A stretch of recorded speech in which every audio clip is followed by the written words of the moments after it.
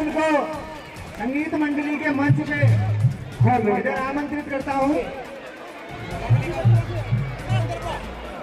बस ध्यान रखें, व्यवस्था मेंटेन करके रहें। संविधान हमारे हितों का है, संविधान हमारे रक्षाओं का एक कवच है, संविधान हमारी माता बहनों का एक ढाल बनी हुई है, संविधान हमारी माता बहनों को आज़ादी देने वाला है, हमारे बच्चों को हमारे को पढ़ने की आज़ादी दी है, खाने की, नहाने की, फिरने की, घूमने की, गाड़ियों में घूम रहे हैं, ये संविधान की दी। संविधान को समझ नहीं रही हैं, अपने अधिकारों को समझ नहीं, हमें अधिकार कहाँ से मिले हैं, कैसे मिले हैं, ये आज़ादी हमें कैसे मिली है, किसने दिलाई है, बाबा साहब को पढ़ते नहीं है। तो ये सब मानसिकता वाली बात है। हमारे और मिलाकर कुल मिलाकर हमारे समाज की महिला, हमारे समाज की बहन बेटी ये पढ़ती नहीं है। बच्चों पढ़ो लिखो आगे बढ़ो, पढ़ोगे लिखोगे आगे बढ़ोगे, अगर नहीं पढ़े लिखोगे तो घर में रहोगे, ऐसे ही ठेले चलाते फिरोगे। मैं तो ये कहूँगी मिनिस्टर और शेख चिल्ली जी की तरह गधे पे बैठे फिरोगे। इसलिए पढ़ो लिखो, कोई मिनिस्टर बनो, डॉक्टर बनो, एक्टर बनो और बहुत ही अच्छा भविष्य मुस्तकबिल करो।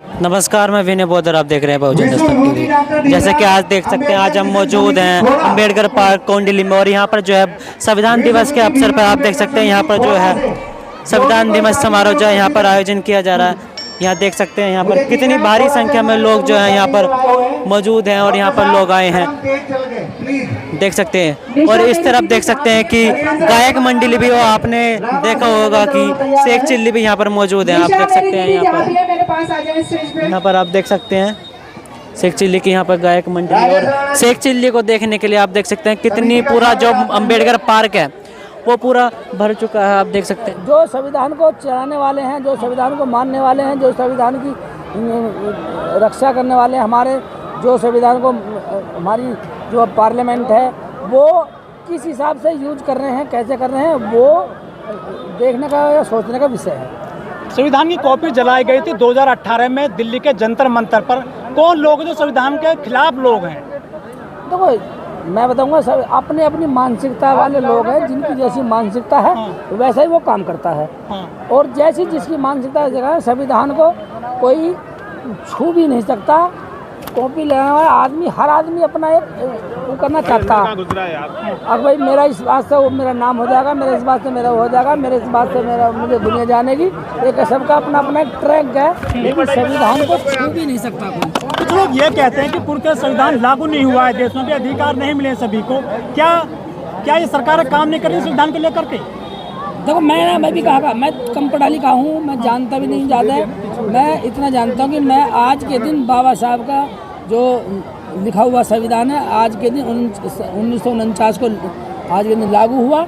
मैं इतना जानता हूँ कि संविधान हमारे हितों का है, संविधान हमारे रक्षाओं का एक कवच है, संविधान हमारी माता बहनों का एक ढाल बनी हुई है, संविधान हमारी माता बहनों को आज़ादी देने वाला है, हमारे बच्चों को हमारे को पढ़ने की आज़ादी दी है, खाने की, नहाने की, फिरने की, घूमने की, गाड़ियों में घूम रहे हैं, ये संविधान की देन है। कुछ लोग कह रहे थे कि 400 सीटें आ जाएंगे 2024 में, संविधान हटा देंगे हम। ये सब राजनीति बात है, संविधान की हटाने की बात भूल जाओ तुम, ये तो हम भी जानते हैं, ये तो सब जुमलेबाजी होती है। मोदी जी ने कहा था कि संविधान की वजह से मैं प्रधानमंत्री बनाऊं, सदन में पहुंचाऊं, मैं तो चाय बेचता था। कितनी ताकत है संविधान की मोदी जी के लिए? तो ये तो संविधान की अपना बता रहे मोदी जी, भाई मैं चाय बेचता था और मैं संविधान की ताकत है, मैं प्रधानमंत्री बना। और सच्चाई भी है ये, क्योंकि बाबा साहब ने वो राजाओं के राज से पैदा, रानी के पेट से जो राजा पैदा होते थे, मतपेटी से वो अब मतपेटी से राजा पैदा होते हैं। बाबा साहब ने ऐसा ऑपरेशन करा कि कोई भी बेचा, वो तो चाय बेचने वाले हैं, कोई कुबाड़ा चुगने वाला प्रधानमंत्री बन सकता है, क्या बात होगी। ये तो हमारे देश में हमारे संविधान की बहुत ही विशेषताएं हैं, अच्छाई हैं। बाबा साहब ने सब कुछ लिखा। वो चाय बेचते थे, कबाड़ा चुगने वाला बन सकता है, मैं बन सकता हूँ, आप बन सकते हैं, कोई भी मेरी बहन। लेकिन सर, हमारे देश की महिलाएं संविधान को इतना नहीं जानती हैं, वो सारे व्रत कर लेती हैं, सारी जो है त्योहार मना लेती हैं, लेकिन बाबा साहब को नहीं जानती है। हिंदू कोड बिल के जरिए जो अधिकार दिए गए थे बाबा साहब के द्वारा, वो उनको क्यों नहीं जान पाई है? क्या संविधान को पढ़ नहीं पाई हमारे देश की महिलाएं? सही बात तो है कि संविधान को पढ़ नहीं पाई है, संविधान को समझ नहीं रही हैं, अपने अधिकारों को समझ नहीं। हमें अधिकार कहाँ से मिले हैं, कैसे मिले हैं, ये आज़ादी हमें कैसे मिली है, किसने दिलाई है, बाबा साहब को पढ़ते नहीं है। तो ये सब मानसिकता वाली बात है। और हमारे और मिलाकर कुल मिलाकर हमारे समाज की महिला, हमारे समाज की बहन बेटी ये पढ़ती नहीं है। पढ़ी लिखी बेटियाँ वो नहीं पढ़ती, विडम्बना ये है कि हम कितना भी हम प्रचार कर लें, कितना भी कर लें, हमारे सभी, आप भी करें, गौतम जी भी, हमारे सब लगे हुए हैं, लेकिन हमारे समाज की बहन बेटी ही नहीं पढ़ने को तैयार, तो हम किसे कहें। जमीला जी, आप क्या लगता है संविधान साहब को कितनी जो है सहूलियत मिली है, कितनी आज़ादी मिली है देश में? पहले कहते थे कि महिलाएं घूंघट में रहेंगी, घर में रहेंगी, लेकिन महिलाएं फ्लाइट चला रही है, मेट्रो ट्रेन चला रही हैं, सब कुछ चला रही हैं। बाबा साहब ने जो अधिकार दिया था महिलाओं को हिंदू कोड बिल के जरिए, कितना सोचते हैं बाबा साहब के बारे में, संविधान के बारे में आप? बाबा साहब के बारे में तो जितना कहें कम है, क्योंकि बाबा साहब ने सबसे ज़्यादा महिलाओं के लिए किया है। जितना भी मतलब महिलाएं अपने खून का कतरा भी मतलब बहा देना, तो बाबा साहब का ऋण नहीं उतार सकते कि महिलाओं के लिए।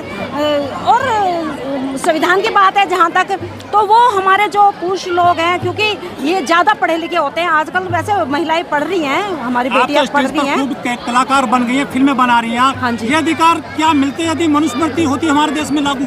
नहीं, कुछ भी नहीं मिलता। हम जहाँ थे वहीं पर ही रहते, और हमारी जो महिलाएं स्थिति बहुत ही दयनीय थी, हमारी महिलाओं की स्थिति। लेकिन आजकल मतलब समान अधिकार है, पुरुषों के समान अधिकार बाबा साहब की वजह से मिला है। बाबा साहब की वजह से मिला है, और ये कर्तव्य है हमारे पुरुष समाज का कि हमारे जो घर में जो महिलाएं हैं उन्हें जागरूक करें। आपका असली नाम क्या? आपको जमीला बोला जाता है फिल्म में, आप बहुत मार खाती हो आप। मेरा नाम वैसे तो शीला है, शीला तूफान। अच्छा। और जमीला भाभी तो आप जानते ही हो, फिल्मों में मुझे बोला जाता है, और सभी लोग मुझे जमीला भाभी के नाम से। आपको बहुत मार पड़ती है, हम बहुत देखते हैं फिल्मों में, हमारे बच्चे बहुत देखते हैं, जो बच्चे बहुत लाइक करते हैं आपको, क्या कहना चाहोगे उनके लिए?